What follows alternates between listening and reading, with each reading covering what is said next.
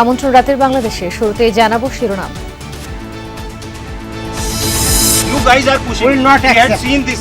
Never ever We will had not the- accept. দেশের বিভিন্ন সীমান্তে পুশিনের চেষ্টায় বিএসএফ, কঠোর অবস্থানে বিজিবি, অবৈধ বসবাসকারীদের ফেরানোর ঘোষণা ভারতের পররাষ্ট্র মন্ত্রণালয়ের। বাংলাদেশের মতো আরও যেসব দেশের নাগরিক অবৈধভাবে ভারতে আছে তাদের নিজ দেশে ফেরত পাঠানো হবে। বাংলাদেশের সাথে অর্থনৈতিক সামরিক সম্পর্ক জোরদারে আগ্রহী আঙ্কারা, জানালেন তুরস্কের পররাষ্ট্রমন্ত্রী। রোহিঙ্গা প্রত্যাবাসনে সহযোগিতা চাইল ঢাকা। জাতিসংঘের সমর্থনের জন্য আমরা আন্তরিকভাবে কৃতজ্ঞ। পররাষ্ট্রনীতির মাধ্যমে আমরা বন্ধু চাই, প্রভু নয়। সামরিক অস্ত্র ম্যানুফ্যাকচারিং এর ক্ষেত্রে বাংলাদেশের সাথে নিবিড়ভাবে কাজ করতে চায় তুরস্ক। তুরস্কের পররাষ্ট্রমন্ত্রীর সাথে বিরোধী দলীয় নেতার বৈঠক।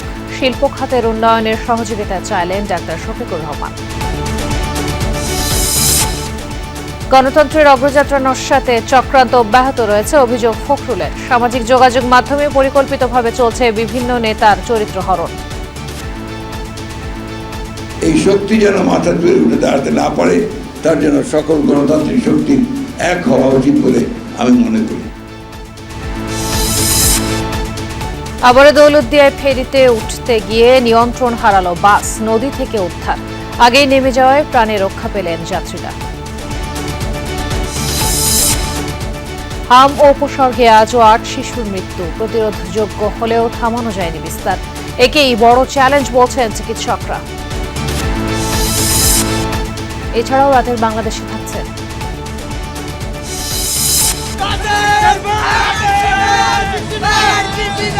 Vamos, vamos, Argentina. Vamos. বিশ্বকাপের উন্মাদনায় মাতোয়ারা পুরান ঢাকার অলিগলি সমর্থকদের শোভাযাত্রা। প্রীতি ম্যাচে কিছুক্ষণের মধ্যেই সান ম্যারিনোর মুখোমুখি হতে যাচ্ছে হামজা জামালরা।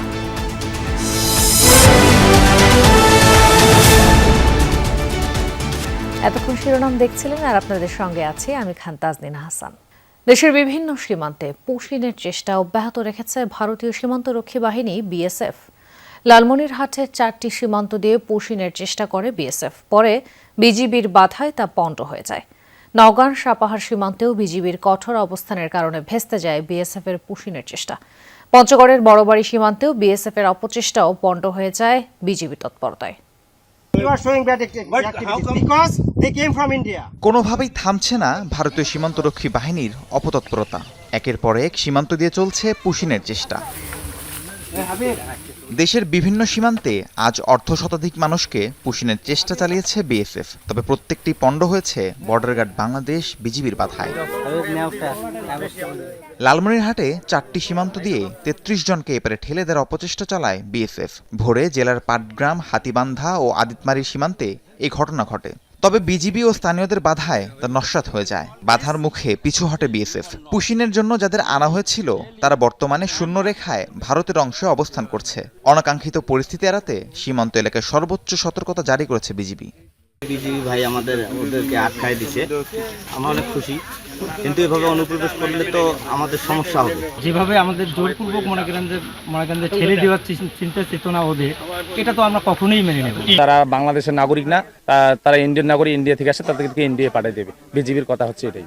বিএসএফ এর চেষ্টা ব্যর্থ হয়েছে নওগাঁর সাপাহারের হাপানিয়া সীমান্তেও। ভোরে 17 জনকে বাংলাদেশের অভ্যন্তরে ঠেলে দেওয়ার চেষ্টা করা হয়। খবর পেয়ে ঘটনাস্থলে গিয়ে বাধা দেয় বিজিবি। এতে ভারতের শূন্যরেখাতেই অবস্থান নেয় 17 জন। বিজিবি জানায় কাউকে অনুপ্রবেশের সুযোগ দেওয়া হবে না।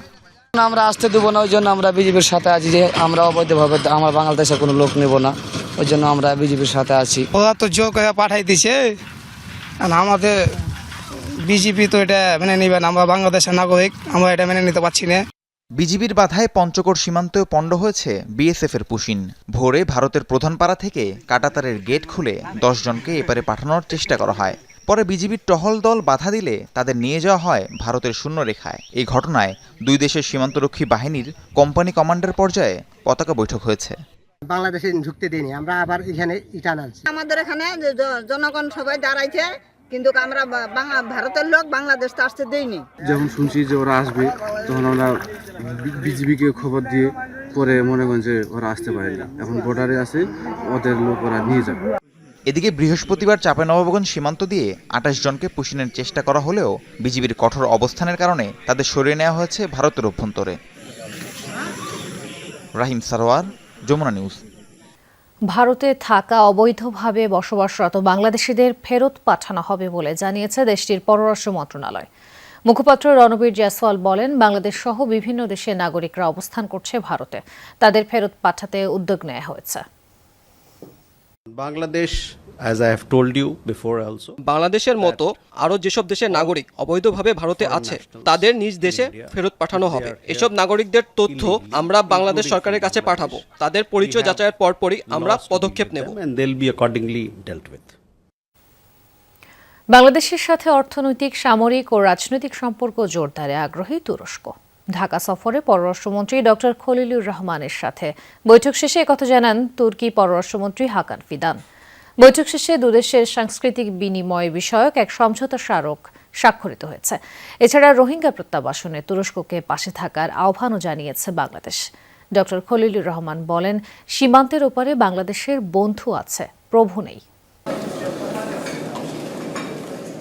3 দিনের ঢাকা সফরে তুর্কি পররাষ্ট্রমন্ত্রী হাকান ফিদান। 2020 সালের পর তুরস্কের কোনো পররাষ্ট্রমন্ত্রীর এটাই প্রথম বাংলাদেশ সফর। একই সাথে বিএনপি সরকার দায়িত্ব নেয়ার পর গুরুত্বপূর্ণ কোনো দেশের উচ্চ পর্যায়ের কোনো কর্মকর্তার প্রথম ঢাকা সফর। সফরের দ্বিতীয় দিন রাজধানীর এক অভিজাত হোটেলে পররাষ্ট্রমন্ত্রী ডক্টর খলিলুর রহমানের সাথে বৈঠক করেন তুর্কি পররাষ্ট্রমন্ত্রী হাকান ফিদান। বাংলাদেশের পক্ষে ছিলেন শামা ওবায়েদ এবং পররাষ্ট্র সচিব আসাদ আলম সিয়াম ও বিডার আশিক চৌধুরী।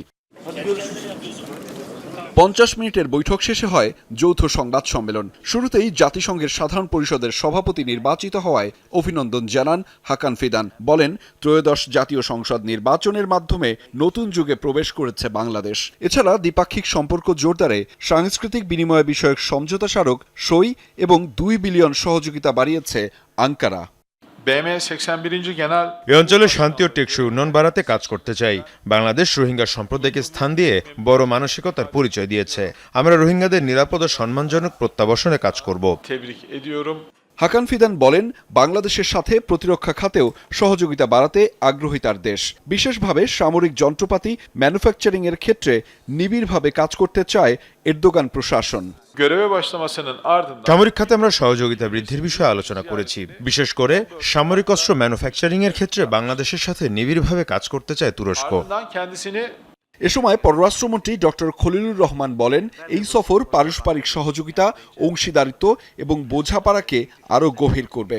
বলেন, আমরা সীমান্তের ওপারে বন্ধু চাই, প্রভু নয়। সংসদ নির্বাচন পর্যবেক্ষণে পর্যবেক্ষক দল পাঠিয়েছিল তুরস্ক। একই সাথে নতুন সরকারের শপথ গ্রহণ অনুষ্ঠানে প্রতিনিধিত্বের জন্য ধন্যবাদ জানাই। জাতিসংঘের সমর্থনের জন্য আমরা আন্তরিকভাবে কৃতজ্ঞ। পররাষ্ট্রনীতির মাধ্যমে আমরা বন্ধু চাই, প্রভু নয়। তুর্কি বিনিয়োগকারীদের বিশেষ অর্থনৈতিক অঞ্চলগুলোয় বিনিয়োগের আহ্বান জানিয়েছে বাংলাদেশ। এছাড়া আলোচনায় স্থান পেয়েছে রোহিঙ্গা সংকট সমাধানে তুরস্কের কার্যকর ভূমিকা নিয়ে। বাংলাদেশে আশ্রয় নেওয়া বিপুল সংখ্যক রোহিঙ্গার নিরাপদ, স্বেচ্ছামূলক, মর্যাদাপূর্ণ এবং টেকসই প্রত্যাবাসনই আমাদের প্রধান অগ্রাধিকার। এ বিষয়ে তুরস্কের কার্যকর সহযোগিতা চেয়েছি আমরা। এছাড়া 2 দেশের মধ্যে একটি মুক্ত বাণিজ্য চুক্তি স্বাক্ষরের সম্ভাবনা নিয়েও আলোচনা হয়েছে। তুরস্কের পররাষ্ট্রমন্ত্রীকে বাংলাদেশ সফরের জন্য ধন্যবাদ জানান ডক্টর খলিল। পরে রোহিঙ্গা ক্যাম্প পরিদর্শন করেন সফররত তুরস্কের পররাষ্ট্রমন্ত্রী হাকান ফিদান। এ সময় রোহিঙ্গা সংকটে মানবিক সহায়তা অব্যাহত রাখা ও প্রত্যাবাসনে আন্তর্জাতিক চাপ বাড়াতে কাজ করার প্রতিশ্রুতি ব্যক্ত করেন তিনি। শনিবার প্রধানমন্ত্রী তারেক রহমানের সঙ্গে সৌজন্য সাক্ষাৎ করবেন সফররত তুরস্কের পররাষ্ট্রমন্ত্রী। আহমেদ রেজা, যমুনা নিউজ, ঢাকা। রোহিঙ্গা সমস্যা নিয়ে বাংলাদেশের চলমান সংকটের স্থায়ী সমাধানে তুরস্কের সহযোগিতা চেয়েছেন বিরোধী দলীয় নেতা ডাক্তার শফিকুর রহমান। শুক্রবার রাতে বাংলাদেশ সফররত তুরস্কের পররাষ্ট্রমন্ত্রী হাকান ফিদানের সঙ্গে 1 ঘণ্টাব্যাপী বৈঠক শেষে একথা জানান জামায়াতে ইসলামীর আমির ও বিরোধী দলীয় নেতা ডাক্তার শফিকুর রহমান। হোটেল ইন্টারকন্টিনেন্টালে রাত 1:30টায় বৈঠকটি শুরু হয়। বৈঠকে দেশের চামড়া, পাট ও গার্মেন্টস শিল্পের সহায়তা নিয়ে আলোচনা হয়।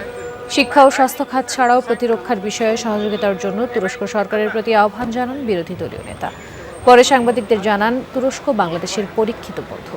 বাংলাদেশের সঙ্গে তুরস্কের সম্পর্ক অন্য উচ্চতায় পৌঁছাবে বলে প্রত্যাশা তার।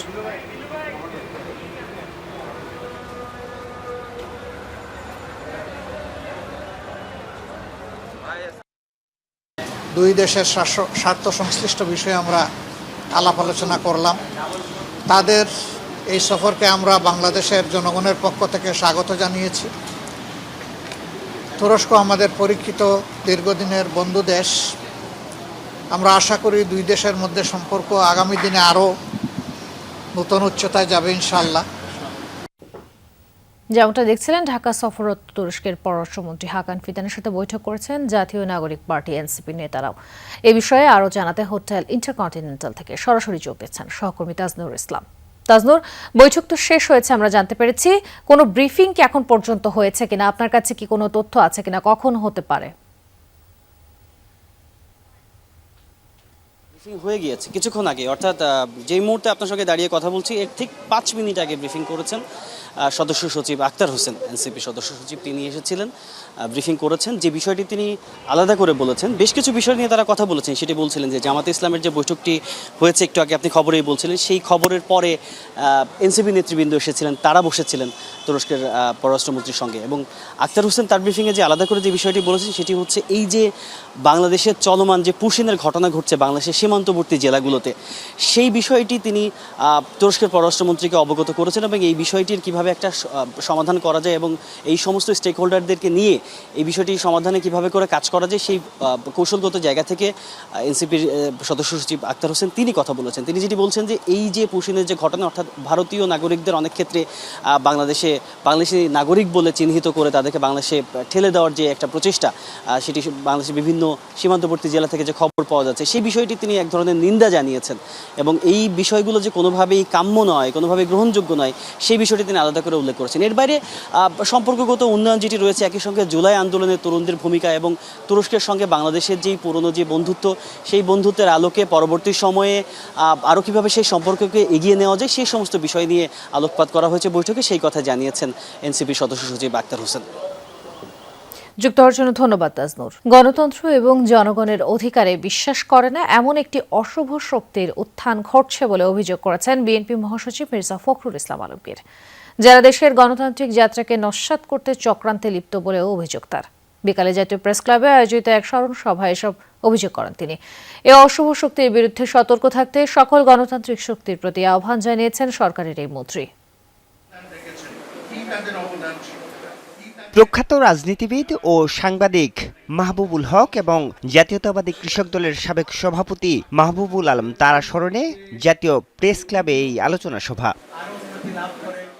স্মরণসভায় প্রধান অতিথি বিএনপি মহাসচিব মির্জা ফখরুল ইসলাম আলমগীর বলেন, মূল্যবোধের রাজনীতি করে গেছেন এই দুই রাজনীতিবিদ, যার অভাব আজ প্রকট বর্তমান রাজনীতিতে।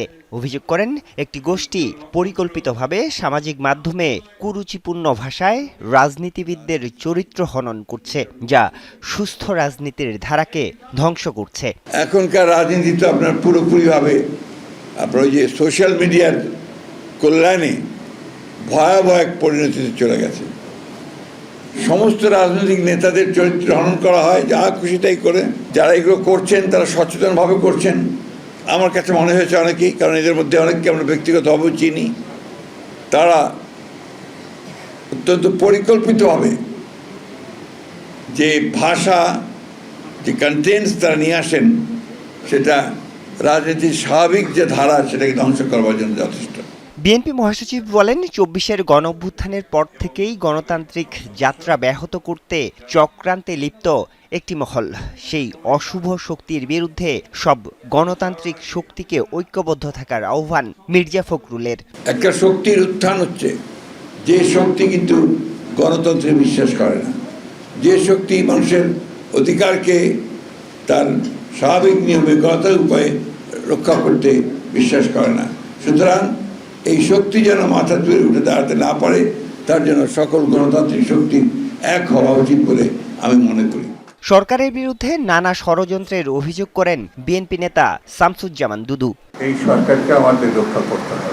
নানামুখী ষড়যন্ত্র, নানা ধরনের ঘটনা, নানা ধরনের প্রচারণা, সেই প্রচারণার সঙ্গে বট বাহিনীর একটি শব্দ আমরা পেয়েছি। নেতারা বলেন বিএনপি উদার গণতান্ত্রিক দল, জনগণকে সাথে নিয়ে তার লক্ষ্যে পৌঁছাতে চায়। আরিফুর রহমান সবুজ, যমুনা নিউজ, ঢাকা।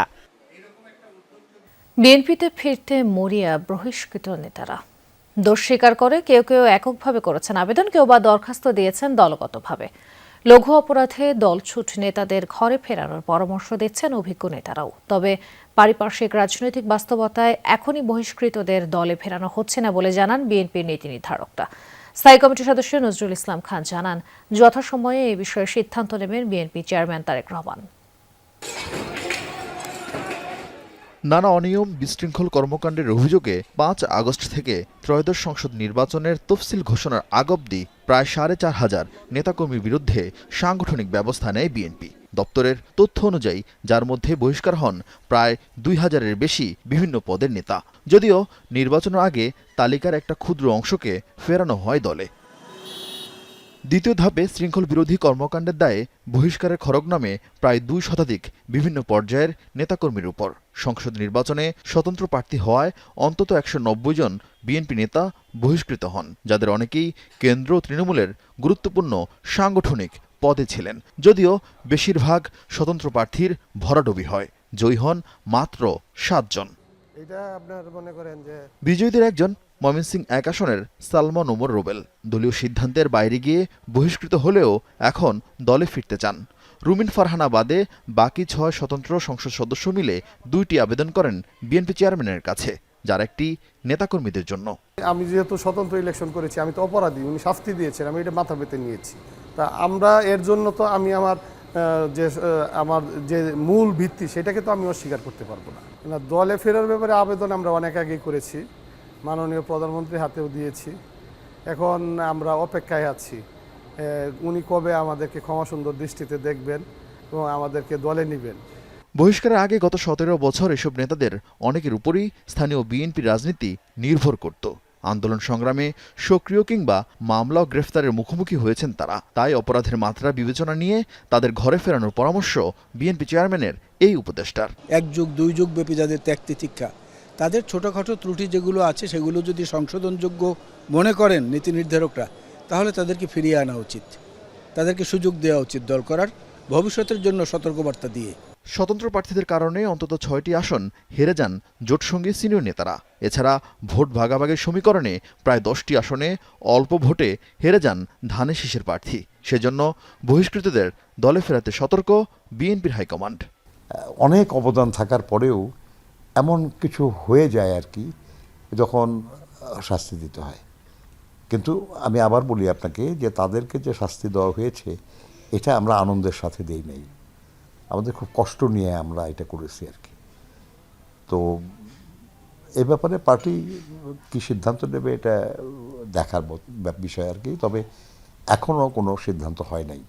বহিষ্কার প্রত্যাহার না হলেও অনেক নেতাই বিএনপির দলীয় কর্মকাণ্ডে নিয়মিত অংশ নিচ্ছেন। আবার কেউ কেউ অন্য দলে যোগ দেওয়ার প্রস্তাব পেলেও আপাতত আছেন স্থানীয় নির্বাচনের অপেক্ষায়। আরিফিন শাকিল, যমুনা নিউজ, ঢাকা। বিএনপি জনগণের সাথে প্রতারণা করছে বলে মন্তব্য করেছেন জাতীয় নাগরিক পার্টি এনসিপির মুখ্য সংগঠক সার্জিস আলম। একই অনুষ্ঠানে এনসিপির মুখ্য সমন্বয়ক নাসিরউদ্দিন পাটোয়ারি বলেন, বিএনপি আওয়ামী লীগের ফাঁদে পড়েছে। বিকেলে চাঁদপুরের মতলবে এনসিপি আয়োজিত ঈদ পুনর্মিলনী অনুষ্ঠানে যোগ দিয়ে এসব মন্তব্য করেন তারা। সার্জিস বলেন, এবারে নির্বাচিত সরকার যত প্রতারণা করেছে তা বাংলাদেশের মানুষ আগে অনুমান করতে পারেনি। নাসিরউদ্দিন পাটোয়ারি জানান, সরকার শিক্ষার্থীদের খুনিদের সাথে আঁতাত করে আইভি রহমানকে মুক্তি দিয়েছে। আওয়ামী লীগের ফাঁদে পড়েই বিএনপি এমন কাজ করছে বলে মন্তব্য করেন তিনি। বর্তমান পরিস্থিতিতে অনেকে বলে যে বিএনপি নাকি ফাঁদে পড়েছে, অনেকে কামের ফাঁদে পড়ে, বিএনপি হলো আওয়ামী লীগের ফাঁদে পড়েছে। যত ধরনের প্রতারণা আমরা দেখলাম, এর আগে একটা নির্বাচিত সরকার 4 মাসে এত প্রতারণা করতে পারে এই কল্পনা বাংলাদেশের মানুষ করে না। রাজবাড়ীর দৌলতদিয়া ঘাটে আবারও ফেরি থেকে নিয়ন্ত্রণ হারিয়ে নদীতে পড়ে গেল বাস। তবে এই যাত্রায় বেঁচে গেলেন যাত্রীরা। আগেই বাস থেকে নেমে যাওয়ায় কেউ হতাহত হয়নি। সকাল 9:30টার দিকে ঘটে এই দুর্ঘটনা। চালক ও হেলপারকে হাসপাতালে ভর্তি করা হয়েছে। উদ্ধার করা হয়েছে নদীতে পড়া বাসটি। এ ঘটনায় তদন্ত কমিটি গঠন করা হয়েছে। এর আগেও দৌলতদিয়া ঘাটে যাত্রীসহ নদীতে পড়ে যায় একটি বাস। সেবার 26 জন প্রাণ হারান। আজ ফের ঘটতে পারত বড় দুর্ঘটনা, প্রাণ হারাতেন অনেকে। প্রশাসনের তৎপরতায় বেঁচে গেল অনেক প্রাণ। মেহেরপুরের গাংনী ও কুষ্টিয়া থেকে 40 জনের মতো যাত্রী নিয়ে ঢাকার গাবতলীতে আসছিল এসবি পরিবহনের একটি বাস। দৌলতদিয়া ঘাটে ফেরিতে ওঠার পর নিয়ন্ত্রণ হারিয়ে অন্য পাশের র্যাম্প ভেঙে নদীতে পড়ে যায় বাসটি।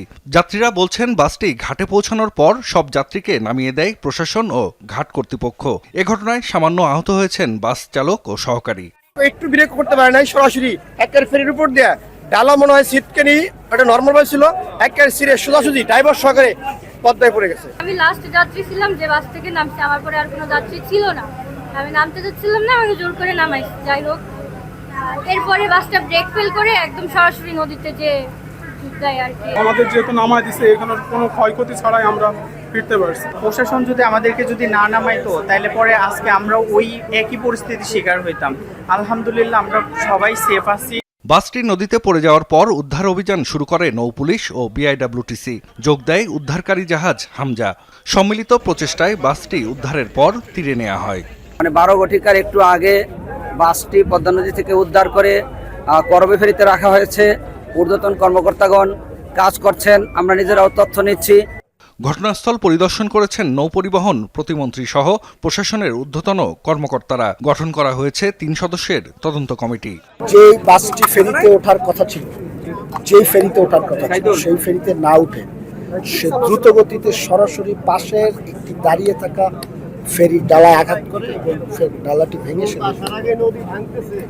এখন আপনি যদি কোনো গাড়ি নিয়ে সজোরে ধাক্কা দেন অন্য কোথাও গিয়ে, সেটি যদি নদীতে পড়ে যায়, এই যে ঘাট কর্তৃপক্ষ বিআইডব্লিউটি, তাদেরকে আপনি কতটুকু দায় দিবেন? গাড়িটির কোনো সমস্যা ছিল কিনা, ড্রাইভিং লাইসেন্সের কোনো সমস্যা ছিল কিনা, ফিটনেসের কোনো সমস্যা ছিল না, সেই বিষয়টি তদন্ত করে দেখা হবে। এর আগে গত 25 মার্চ দৌলতদিয়ার 3 নম্বর ফেরিঘাটে একটি যাত্রীবাহী বাস নদীতে পড়ে যায়। এতে মৃত্যু হয় 26 জনের। জাহিদ হাসান, যমুনা নিউজ। হাম ও উপসর্গে থামছেই না মৃত্যু। 24 ঘন্টায় প্রাণ গেছে আরও 8 জনের। বিভিন্ন হাসপাতালে নতুন রোগী ভর্তি 1411 জন। এর মধ্যে সিলেটের বিভিন্ন হাসপাতালে 24 ঘন্টায় নতুন রোগী ভর্তি হয়েছেন 71 জন। মোট চিকিৎসাধীন 273 জন। ময়মনসিংহ মেডিকেলে 19 জন নতুন রোগী ভর্তি হয়েছেন। চিকিৎসা শেষে বাড়ি ফিরেছেন 23 জন। মোট চিকিৎসাধীন 89 জন রোগী। এছাড়া বরিশাল, খুলনা, রাজশাহী ও চট্টগ্রাম বিভাগের বিভিন্ন হাসপাতালে রোগীর ভিড় রয়েছে। সন্তানের জীবন বাঁচাতে এক হাসপাতাল থেকে আরেক হাসপাতালে ছুটছেন অভিভাবকরা।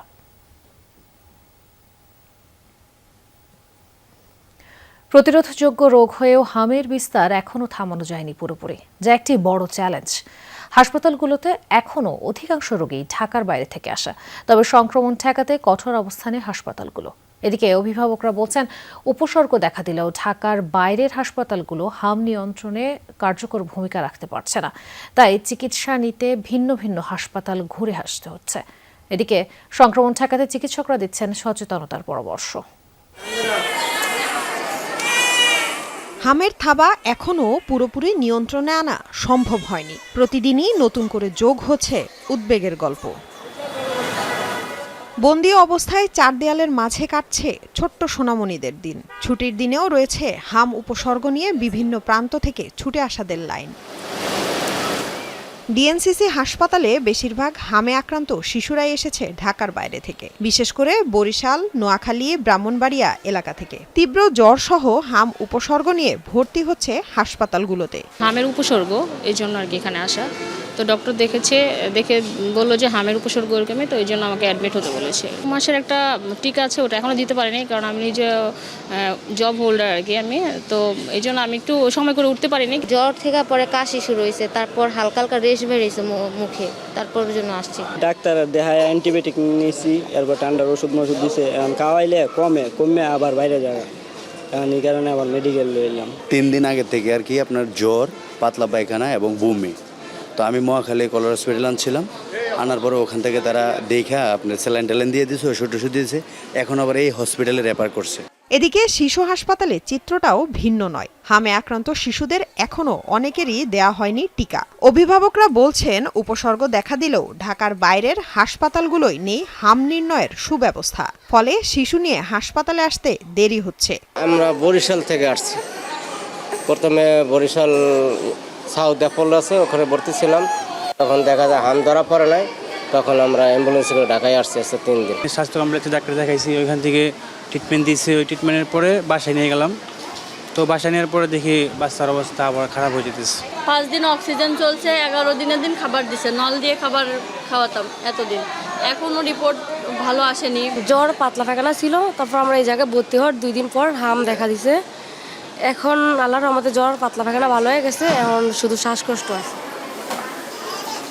সংক্রমণ ঠেকাতে যথাযথ নিয়ম মেনে সচেতনভাবে চলার পরামর্শ চিকিৎসকদের।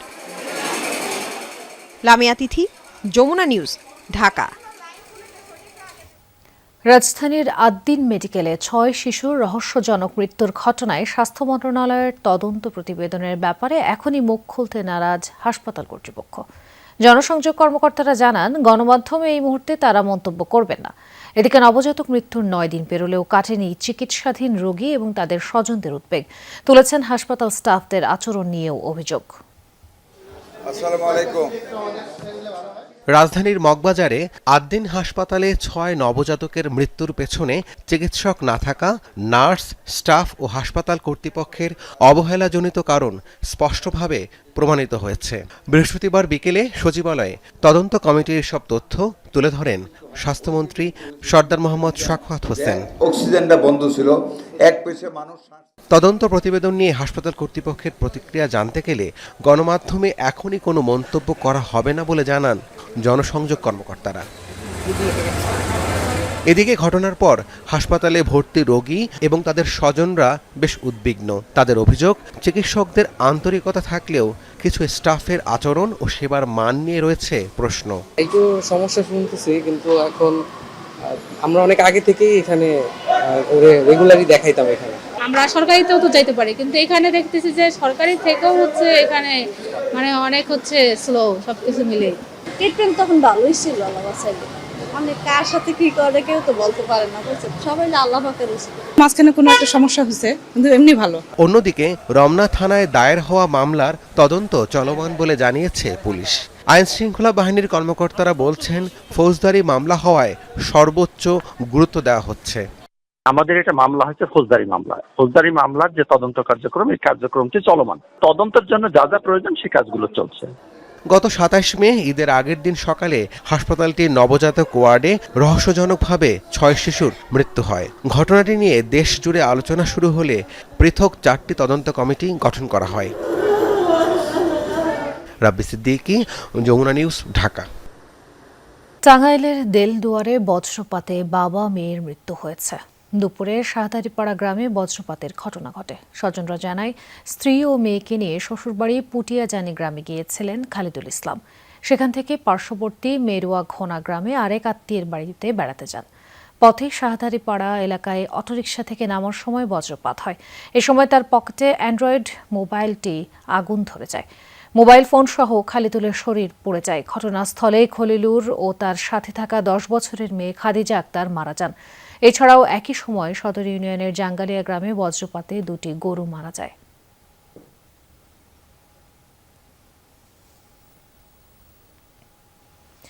পাঁচ জেলায় সড়ক দুর্ঘটনায় নিহত হয়েছে শিশু সহ 9 জন, আহত হয়েছেন কয়েকজন। মাদারীপুরের কালকিনিতে বাস চাপায় 2 বছরের শিশু আয়েশার মৃত্যু হয়েছে। বিকেলে ঢাকা বরিশাল মহাসড়কের ভোরভাটা এলাকায় এ ঘটনা ঘটে। এতে মহাসড়ক অবরোধ করে টায়ার জ্বালিয়ে বিক্ষোভ করে বিক্ষুব্ধ জনতা। সড়কের প্রায় 20 কিলোমিটার অংশে যানজট সৃষ্টি হয়। ঘণ্টা 2 পর আইন শৃঙ্খলা বাহিনীর হস্তক্ষেপে স্বাভাবিক হয়ে যায় যান চলাচল। স্থানীয়রা জানায়, দাদার সাথে বাজারে গিয়েছিল আয়েশা। দ্রুতগতির বাসের চাপায় তার মৃত্যু হয়। সিরাজগঞ্জের বেলকুচিতে বাস চাপায় অটো ভ্যানের যাত্রী স্বামী স্ত্রী সহ 3 জন মারা গেছেন। পুলিশ জানায়, বেলকুচির মেঘুল্লা এলাকায় সকাল 7:45 দিকে একটি অটো ভ্যান নিয়ন্ত্রণ হারিয়ে মাঝ সড়কে চলে আসে। এ সময় ঢাকা এক্সপ্রেস নামে দ্রুতগতির একটি বাস ভ্যানটিকে চাপা দেয়। এতে নিহত হন মোতালেব হোসেন ও তার স্ত্রী উজিলা খাতুন এবং ভ্যান চালক হজরত আলী। 3 জনেরই বাড়ি বেলকুচির মেঘুল্লা এলাকায়। দুর্ঘটনার পরপরই পালিয়ে যায় বাসের চালক, সুপারভাইজার ও হেলপার। ব্যানের স্কেল ভেঙে যাওয়ার পরে সে ডান দিকে ব্যানটা পড়ে যায়। ইতিমধ্যে ঢাকা এক্সপ্রেস একটি বাস, চলন্ত বাস দ্রুত গতিতে আসার সময় ওই ব্যানটি সরাসরি এই বাসের তলে পড়ে যায়। ঘটনাস্থলে একজন মারা যায় আর আহতদেরকে এনায়েতপুর খাজা ইউনুস আলী মেডিকেল কলেজ হাসপাতালে নিয়ে গেলে ওখানে 2 জন মারা যায়। ব্রাহ্মণবাড়িয়া সদরের রামরাইল এলাকায় পিকআপ ভ্যানের ধাক্কায় সিএনজি চালিত অটোরিকশার যাত্রী, মা ও শিশু সন্তান সহ প্রাণ গেছে 3 জনের। পুলিশ জানায়, সকালে পরিবার নিয়ে সিএনজি অটোরিকশায় কসবা থেকে সরাইল বিশ্ব রোড যাচ্ছিলেন মোহাম্মদ কাউসার। সেখান থেকে বাসে নরসিংদীতে যাওয়ার কথা ছিল তাদের। পথে রামরাইলে সিএনজিতে পেছন থেকে ধাক্কা দেয় একটি পিকআপ ভ্যান। এতে প্রাণ যায় কাউসারের স্ত্রী জ্যোৎস্না বেগম ও শিশু সন্তান আশরাফুল এবং সিএনজি অটোরিকশা চালক মাহবুবের। আহত কাউসার ও তার আরেক সন্তান আদিবাকে উন্নত চিকিৎসার জন্য ঢাকায় আনা হয়েছে। এছাড়া নেত্রকোনায়ও সড়কে প্রাণ গেছে আরও একজনের। তীব্র গরমে হাঁসফাঁস অবস্থায় জনজীবন। স্বস্তির খবর দিচ্ছে না আবহাওয়া অফিসও। আগামী কয়েকদিন তাপমাত্রা কমলেও আর্দ্রতার কারণে গরম কমবে না। তাপপ্রবাহে বিপর্যস্ত সাধারণ মানুষ। বিশেষ করে খোলা আকাশের নিচে কাজ করা শ্রমজীবী মানুষের দুর্ভোগ বেড়েছে কয়েক গুণ।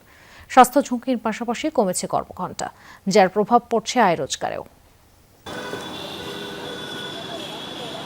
প্রায় 2 সপ্তাহ ধরে দেশে মৃদু থেকে মাঝারি তাপপ্রবাহ।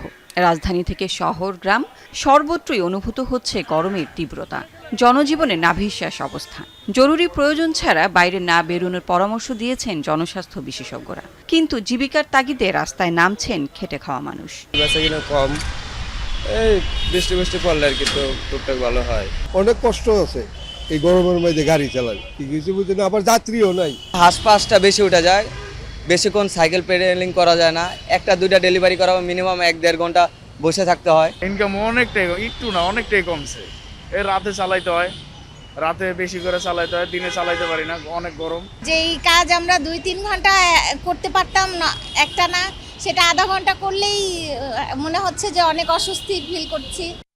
বৃহস্পতিবার শুরু হয়েছে বৃষ্টিপাত। 8 তারিখ পর্যন্ত এই ধারা চলবে। তবে তাপমাত্রা কমলেও স্বস্তির সংবাদ দিচ্ছে না আবহাওয়া অফিস। কারণ বাতাসে আর্দ্রতার পরিমাণ বেশি থাকায় গরমের অনুভূতি থেকে যাবে, বাড়বে অস্বস্তিও। কিছুদিন পর আবারও বাড়বে তাপমাত্রা। দেশের বিভিন্ন অঞ্চলে মৃদু তাপপ্রবাহ রয়েই যাবে। বৃষ্টিপাতের সম্ভাবনা আগামী 24 ঘন্টা যেটা রয়েছে সেটা 8 তারিখ পর্যন্ত অব্যাহত থাকার সম্ভাবনা রয়েছে এবং 9-10 তারিখে বৃষ্টিপাত কিছুটা কমে যাওয়ার সম্ভাবনা রয়েছে। তখন হয়তো তাপমাত্রা যেটা এখন আছে, আজকে যে সম্ভাবনা রয়েছে সেখান থেকে হয়তো বেড়ে গিয়ে আবার 1 থেকে 2 ডিগ্রি আবার বেড়ে যেতে পারে। এরপর 11 তারিখ থেকে যে আমাদের বর্ষাকালীন বৃষ্টি, সেটা 11 বা 12 তারিখ থেকে দেশের বেশিরভাগ জায়গায় শুরু হওয়ার সম্ভাবনা রয়েছে। তখন তাপমাত্রা মানুষের সহনীয় পর্যায়ে নেমে আসার সম্ভাবনা রয়েছে। এল নিনো নভেম্বর পর্যন্ত দীর্ঘস্থায়ী হবে। এর ফলে বাংলাদেশে বড় ধরনের প্রভাব না পড়লেও 1 থেকে 2 ডিগ্রি সেলসিয়াস বাড়বে তাপমাত্রা। আগামী 3 মাসেও স্বাভাবিকের চেয়ে কম বৃষ্টিপাতের সম্ভাবনা রয়েছে। Lovely Bithi, Jamuna news, Dhaka. খেলার খবর। সান মেরিনোর বিপক্ষে বাংলাদেশের শুরুর একাদশে নেই সমিত সোম, জিকো, জায়ান আহমেদ ও ফাহমিদুল ইসলাম। ফিরেছেন তপু বর্মন ও ইসা ফয়সাল। আর কিছুক্ষণ পর প্রথমবারের মতো ইউরোপের মাটিতে স্বাগতিক কোনো দেশের বিপক্ষে মাঠে নামছে লাল সবুজের প্রতিনিধিরা। শেরাভালে স্টেডিয়ামে ম্যাচ শুরু হবে রাত 11টায়। নয়া কোচ টমাস টুলির অধীনে বল পজিশন ও প্রেসিং ফুটবলের নতুন কৌশলে নামবে বাংলাদেশ। ম্যাচটি দেখতে ইতালি ও আশপাশের দেশ থেকে প্রবাসী বাংলাদেশিরা দলে দলে টিকিট কেটেছেন। ফলে শেরাভালে স্টেডিয়ামে গ্যালারির 2/3 থাকবে লাল সবুজ সমর্থকদের দখলে। সান মেরিনো তাদের ইতিহাসে 223টি ম্যাচের মাত্র 3টিতে জিতলেও নিয়মিত খেলে ইউরোপের শক্তিশালী দেশগুলোর বিপক্ষে। তবে ঘরে বাইরে মোট 10টি ট্রেনিং সেশনে শিষ্যদের ঝালিয়ে নিয়েছেন বাংলাদেশের ডাগআউটে অভিষিক্ত হতে যাওয়া coach Thomas Tuchel. Plays a game in Europe against the European teams that is very exciting for the country, very exciting for the players. দল প্রথমবারের মতো ইউরোপের মাটিতে ইউরোপের দলের সঙ্গে খেলবে। খেলোয়াড়দের জন্যও এটা বিশেষ অনুভূতি। ম্যাচটা অবশ্যই আমাদের জন্য খুব কঠিন হতে যাচ্ছে। সান মারিনো যথেষ্ট শক্তিশালী দল। আমরা একরকম আন্ডারডগ হয়েই লড়ব। আমাদের শতভাগ দিতে হবে। Good things to say about this team. Happy to be here in San Marino. সান মারিনোতে এসে আমরা বেশ উচ্ছ্বসিত। কোচ যেমনটা বলছে আমাদের জন্য ম্যাচটা খুব চ্যালেঞ্জিং হবে। তারা ইউরোপের বেশ ভালো একটা দল, কিন্তু আমাদের ম্যাচে মনোযোগী হয়ে সেরাটা দিতে হবে। বিশ্বকাপ ফুটবল যত কাছে আসছে ততই উত্তাপ বাড়ছে সমর্থকদের মধ্যে। প্রিয় দলের পতাকা ওড়ানো, জার্সি পরানি শুরু হয়ে গেছে উন্মাদনা। বিশ্বকাপের এই উন্মাদনাকে সবার মধ্যে ছড়িয়ে দিতে পুরান ঢাকা থেকে বের করা হয় র্যালি। অংশগ্রহণকারী দেশগুলোর পতাকা আর বিশ্বকাপের থিম সঙের তালে তালে এই র্যালি ঢাকার রাজপথ প্রদক্ষিণ করে।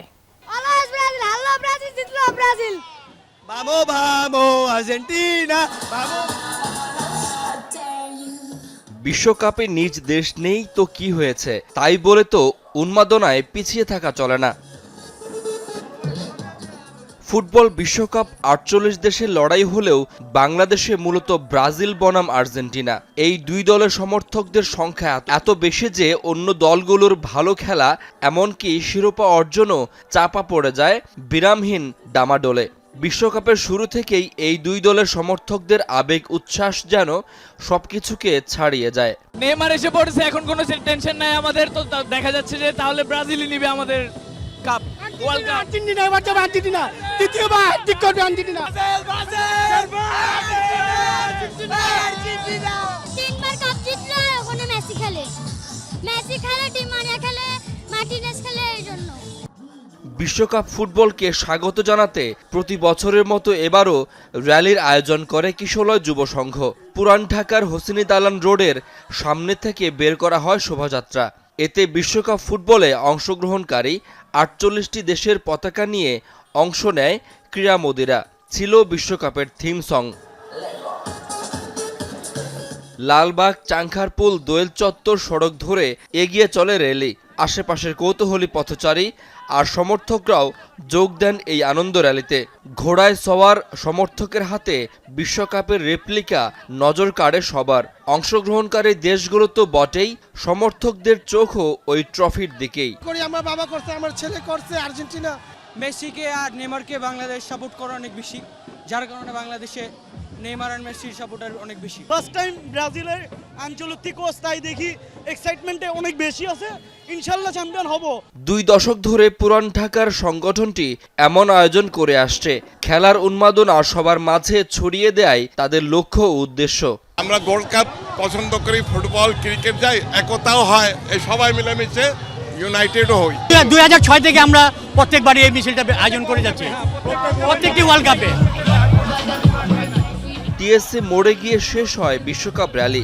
11 জুন থেকে শুরু হওয়া টুর্নামেন্টে নিজ দলের সাফল্যই এখন সমর্থকদের একান্ত চাওয়া। প্রত্যাশা পূরণ না হলে অপেক্ষা বাড়বে আগামী বিশ্বকাপ পর্যন্ত। এদিকে রাজধানীর লক্ষ্মীবাজার এলাকায়ও ফুটবল বিশ্বকাপকে স্বাগত জানাতে র্যালি করেছে বিভিন্ন দলের সমর্থকরা। বিকেলে সোহরাওয়ার্দী কলেজের সামনে থেকে শুরু হয় র্যালি। এতে অংশগ্রহণকারী বিভিন্ন দলের সমর্থকরা জানান, দলমত ভুলে সবাই একসাথে বিশ্বকাপ উপভোগ করতে চান। বিশ্বকাপটা তো আসলে সব সময় উন্মাদনায় ভরা। যেমন আমাদের পুরান ঢাকায় যারা আমরা থাকি, তারা সবাই একসাথে উপভোগ করি। আশা করি এবারও ভালো লাগবে, সবাই একসাথে খেলা দেখবো।